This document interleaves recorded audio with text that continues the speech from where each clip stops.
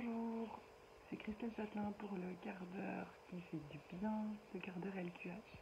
Je vous retrouve aujourd'hui, alors en direct de mes vacances. Je me posais la question de qu'est-ce que j'emmène dans mes valises et comment je gère ma place, leur place, pendant ces périodes de congé là. Alors ça marche toute l'année aussi, hein. Quelle est ma place, comment je fais pour consolider mon besoin de vacances avec leurs besoins, comment je fais au travail quand je reviens pour m'écouter moi, sans m'écraser et sans écraser l'autre, comment je fais pour rester dans l'instant présent sans pour autant m'empêcher de visualiser et de projeter et d'être en croissance permanente. Et en fait, toutes ces questions-là, ça fait un moment qu'elle trotte. Alors, vous voyez, il y a les mouches qui sont vite. Je suis en vacances à la campagne. Toutes ces questions-là, je disais, c'est des questions d'ego. Et où est ma place et comment je fais pour garantir que ma place, elle est gardée.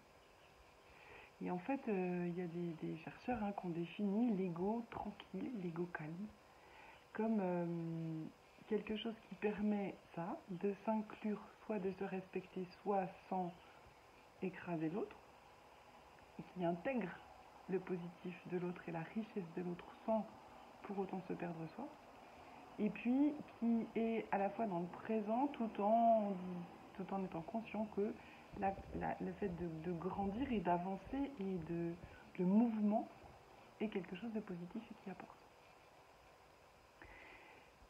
Alors ils ont trouvé aussi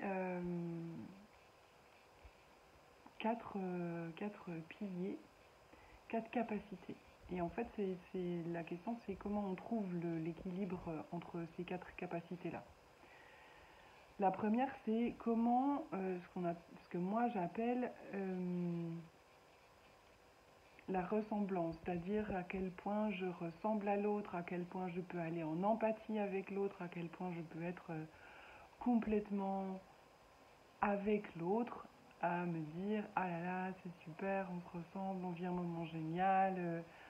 Le moment où vous êtes vraiment ensemble et en communion complète avec l'autre. Et les qualités, tout ce qui nous ressemble, tout ce qui est semblable dans la relation.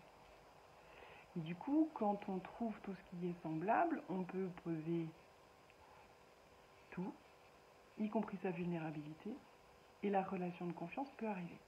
Là, c'est top. Donc, à titre très perso, moi, j'arrive très facilement à être là-dedans.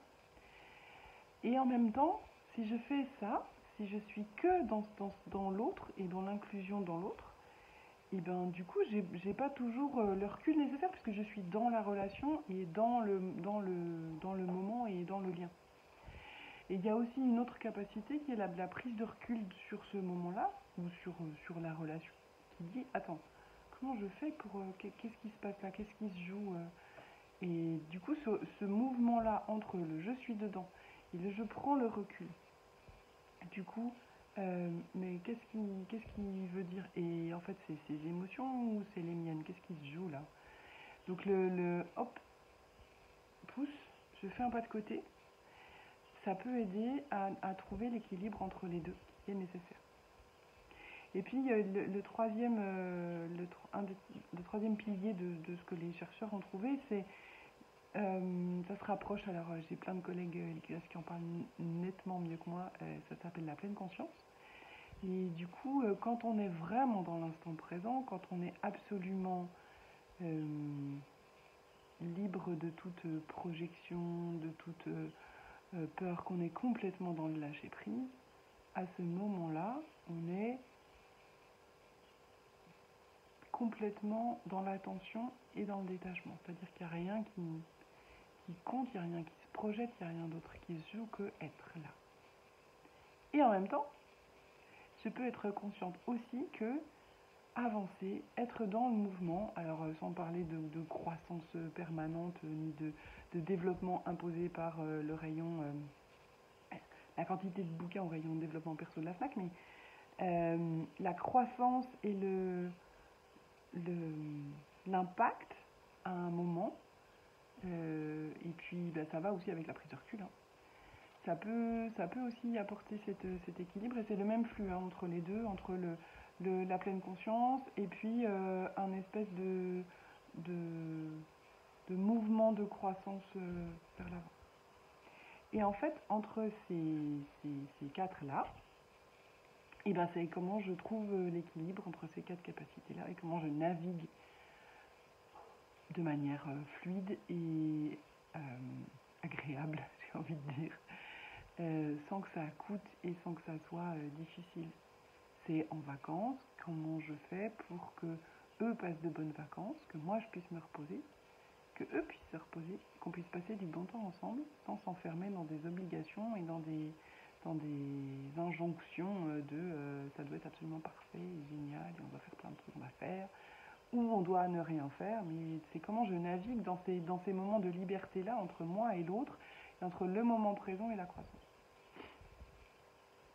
Ça me fait penser à la préparation des vacances. Quand je prépare les vacances, c'est un moyen de me libérer que d'avoir mon petit carnet avec la liste des choses qu'il faut emmener. Alors, je note au fur et à mesure, mais du coup, quand j'y suis, ça se passe bien et c'est une manière de dire je prends le recul pour pouvoir vivre l'instant présent. C'est un moyen. Et comment on fait pour développer ces quatre trucs-là? Alors, ces quatre points, ces quatre capacités, j'aime pas dire capacité parce que c'est quelque chose qu'on a déjà en nous, de base, quand moi j'ai besoin d'être un peu plus avec l'autre, je cherche des éléments de rassurance, c'est-à-dire que je vais me mettre soit j'arrive à me mettre en pause parce que je suis assez en sécurité, soit je vais mettre un doudou autour de moi pour pouvoir être pleinement avec l'autre. Donc, sans m'oublier, mais cette empathie-là, cette écoute pleine et entière de l'autre, elle fait tellement bien à la relation et à tout le monde que du coup, je peux écouter sans interrompre, laisser l'autre aller au bout, sans jugement. J'observe juste ma respiration, je ralentis à ce moment-là, et puis je prends conscience de tout ce qui nous ressemble et de tout ce qui nous lie. Et puis, quand je suis trop là-dedans, ou quand c'est pas le moment, la prise de recul ou le pas de côté, eh ben, je me pose la question de qu'est-ce qui m'appartient et qu'est-ce qui ne m'appartient pas. Ce sont mes émotions ou ce sont les siennes? Qu'est-ce qui se joue là à ce moment-là? Et du coup, où est la différence? Donc autant, des fois j'ai besoin de trouver la ressemblance et des fois j'ai besoin de trouver la différence. Ça dépend et c'est intéressant dans tous les cas. Donc j'observe en fait. Il n'y a pas de jugement, il n'y a pas de c'est bien, c'est mal, il est pas. Non, juste il est différent quoi.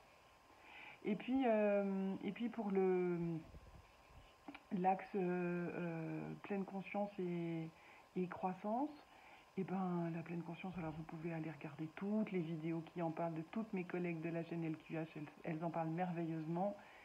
Moi j'arrive à être en pleine conscience quand je cuisine, j'arrive à être en pleine conscience quand je marche, certains vont méditer, chacun a son respirer. Chacun a son moyen, sa méthode. L'idée c'est que ça vous ressemble quoi, aussi simplement que ça. Donc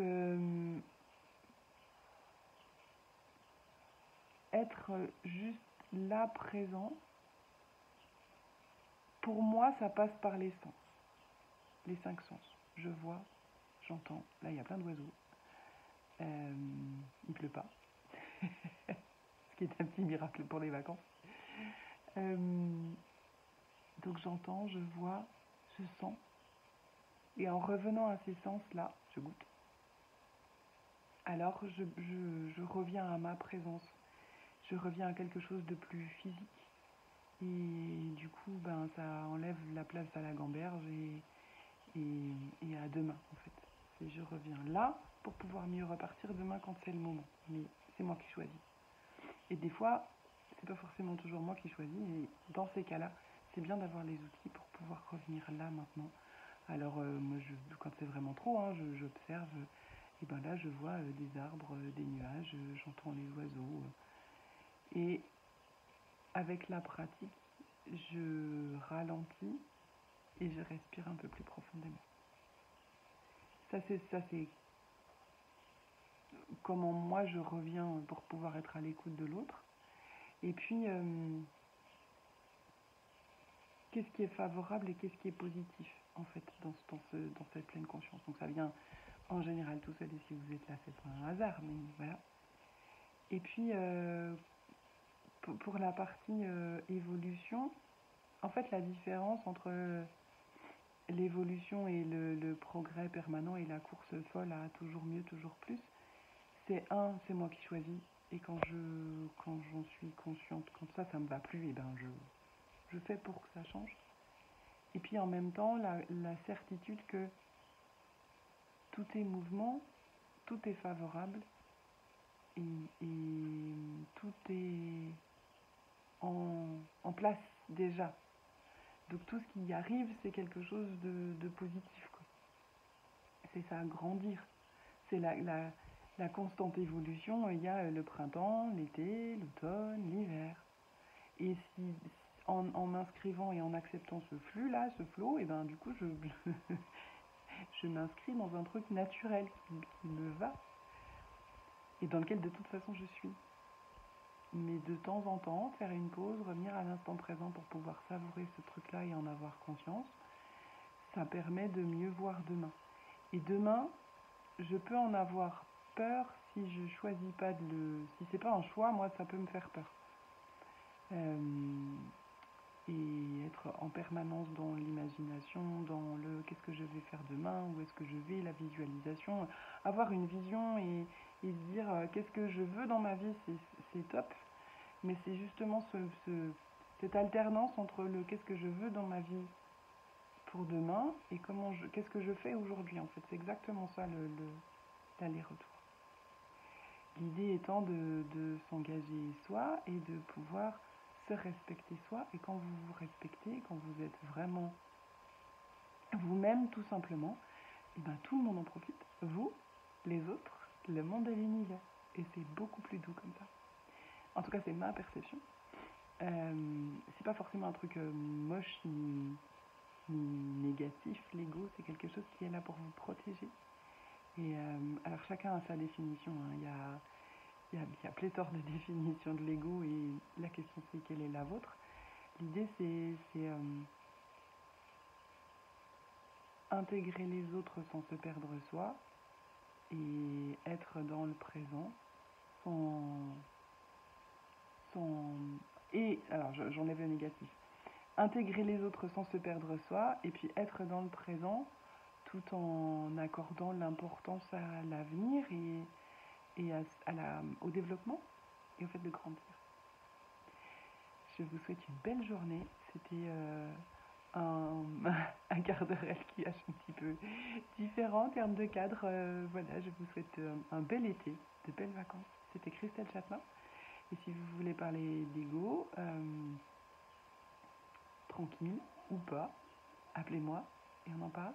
Merci, un spécial grand remerciement à Serge et Andrew pour tout ce qu'ils ont pu me transmettre sur cet EgoCast.